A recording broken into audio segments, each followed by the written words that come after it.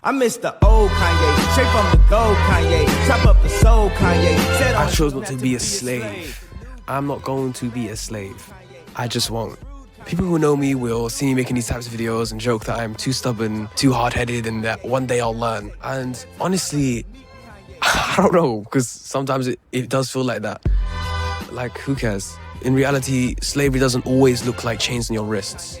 Most of the time, it starts small. It starts as anger, as us versus them, as scrolling too long and letting compromised algorithms feed you pure poison until you wake up one day hating half the planet for just existing. Oh Lord, how can miss this? Oh Lord, I got issues. Oh Lord. I've seen it happen to people I know. I have friends turning cold because of politics, family members cutting each other off because of religion, race, or some tabloid garbage goy slop that's designed to make them fight. And I get it, yeah, life hits hard, betrayal hits harder. Feeling like the world is rigged makes you want to pick a side and swing. But the way I view it is that the second you pick a side, you're already in chains. Left versus right, Muslims versus Christians, black versus white, man versus woman even.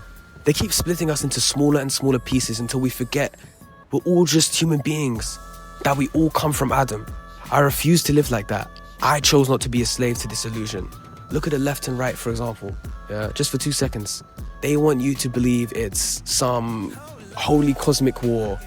One side says the other side is evil. The other side says that side is evil. Bro, it's the same thing. Meanwhile, the same billionaire politicians on both ends are laughing, sitting in their homes bigger than mansions. They don't care. They don't care about your values. They care that you stay distracted, fighting your neighbor, instead of noticing who's really pulling those strings. History shows it over and over, divide and conquer. This concept isn't even new, in fact. It's the oldest trick in the book.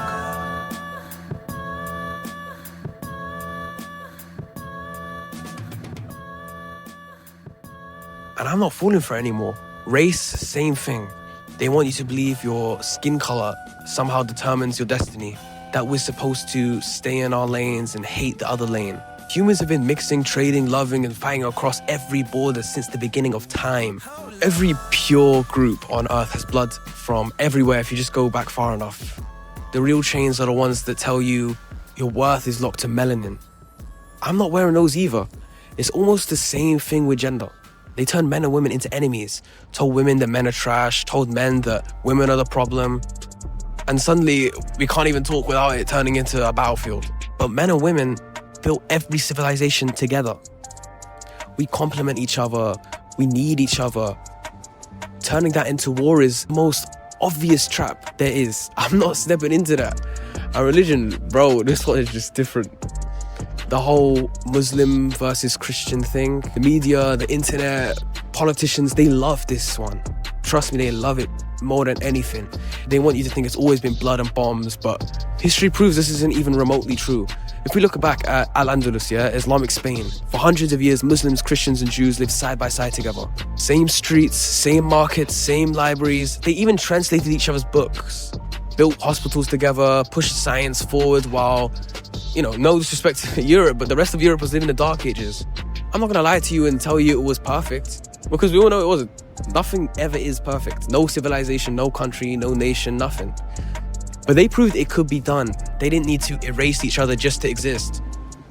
The Ottoman Empire did the same, very similar thing for centuries. Christians and Jews had legal rights, ran businesses, practiced their faith openly under this Muslim rule.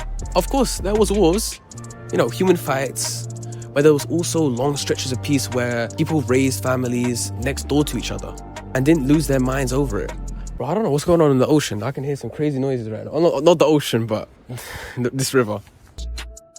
And the faces of these religions, they weren't teaching hate, believe it or not.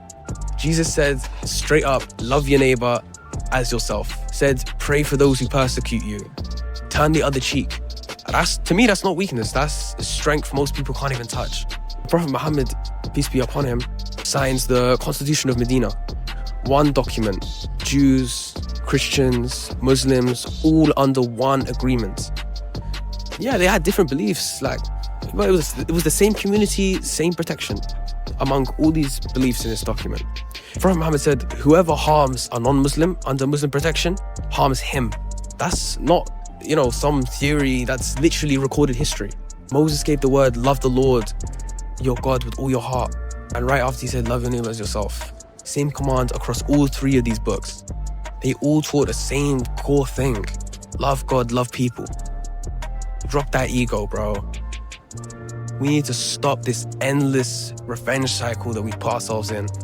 We need to pick the pieces up and build something better. Nothing is too atomic, too deep in our DNA, too baked in our history that we can't choose to drop the hate and lift each other up.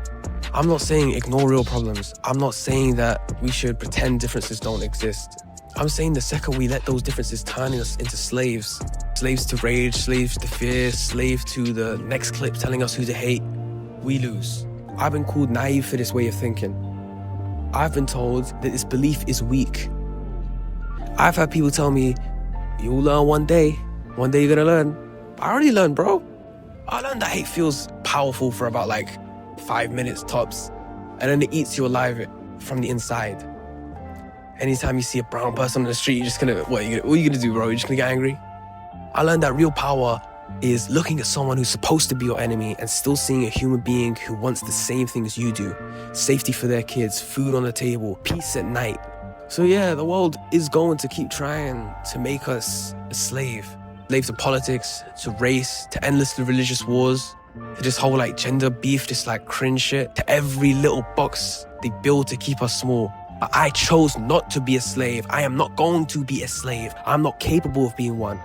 I'm going to stay free. Free to talk to whoever I want, free to disagree, free to see the good in people, even when these algorithms scream at us not to. Free to live like Jesus, Muhammad, and Moses actually wanted us to live. Stop reading tabloids and just taking your information off that. Because at the end of the day, we're all stuck on the same spinning rock.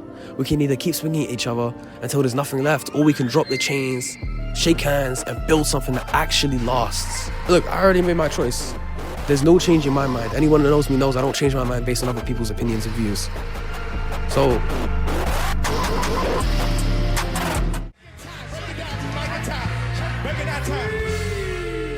I could cry right now. Something inside right now. And the liberals bully you and tell you what you can and cannot wear. Actually, blacks weren't always Democrats. We can't be controlled by monolithic thought. If someone inspires me and I connect with them, I don't have to believe in all their policies. And when I said I'm running 2020, all my smart friends talk so much about me. And when I saw that man win, I say, see, I told you I could have been. And then they say I'm in a sunken place.